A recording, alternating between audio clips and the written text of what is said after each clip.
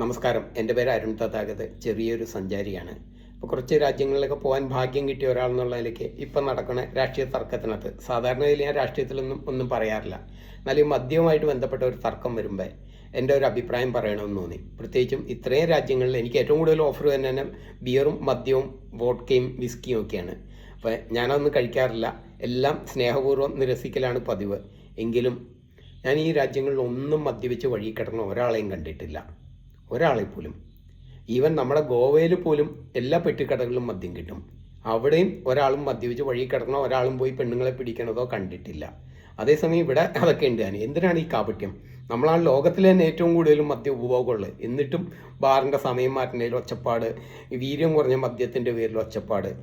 സത്യത്തിൽ കള്ള് പോലും, നമ്മുടെ കള്ള് എല്ലാവർക്കും ചെത്തി എല്ലാവർക്കും കുടിക്കാൻ പറ്റണം. നമ്മുടെ പറമ്പിലെ തെങ്ങ് ചെത്തി പന ചെത്തി നമുക്കെങ്കിലും കുടിക്കാനുള്ള അനുവാദം കിട്ടണം.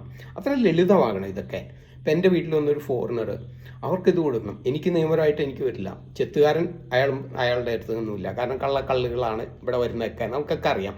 നമ്മളൊക്കെ വെറും ഈ കാപട്യങ്ങളൊക്കെ കണ്ടിട്ടും കണ്ണടക്കണേ കാപട്ട സമൂഹമാണ്. പോട്ടെ.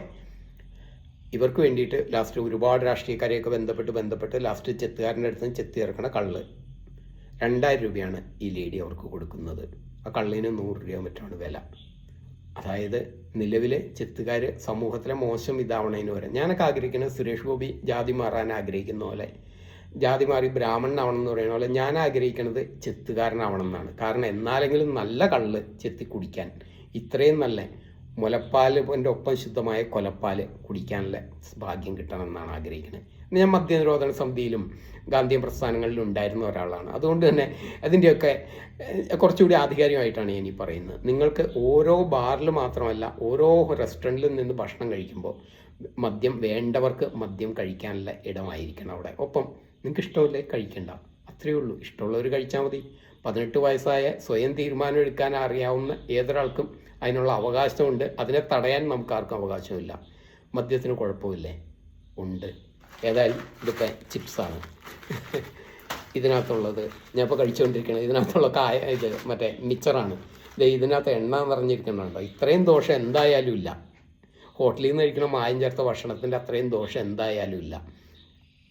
കണ്ട ജ്യൂസും പ്രിസർവേറ്റീവുകളും നിറഞ്ഞ ഭക്ഷണത്തിൻ്റെ അത്രയും ദോഷം എന്തായാലും ഇല്ല. നിങ്ങൾ ഒരാൾ മദ്യപിക്കുന്ന പോലെ പാല് കുടിച്ചാൽ പോലും അതുപോലെ മദ്യത്തിൻ്റെ അളവിൽ പാല് കുടിച്ചെന്ന് ഒരു 6-7 കൊല്ലം മതി നിങ്ങൾ തട്ടിപ്പോകാനായിട്ട്. അപ്പോൾ അത്രയും ദോഷമൊന്നുമില്ല. അതുകൊണ്ട് നമ്മൾ കുറേ കൂടി കാപട്യമൊക്കെ മാറി ഇതിനെയൊക്കെ സത്യസന്ധമായിട്ട് തുറന്ന മനസ്സോടെ ഇടപെടാനും മറ്റുള്ളവരുടെ അവകാശങ്ങളെ അംഗീകരിക്കാനും നമുക്ക് പഠിക്കാം. അപ്പോൾ എല്ലാ ബാറുകളും എല്ലാ റെസ്റ്റോറൻറ്റുകളിലും മദ്യം ലഭ്യമാവുന്ന ഒരു കാലം സത്യസന്ധമായി ആത്മാർത്ഥമായി സ്വപ്നം കണ്ടുകൊണ്ട് മദ്യം ഉപയോഗിക്കാത്ത ഞാൻ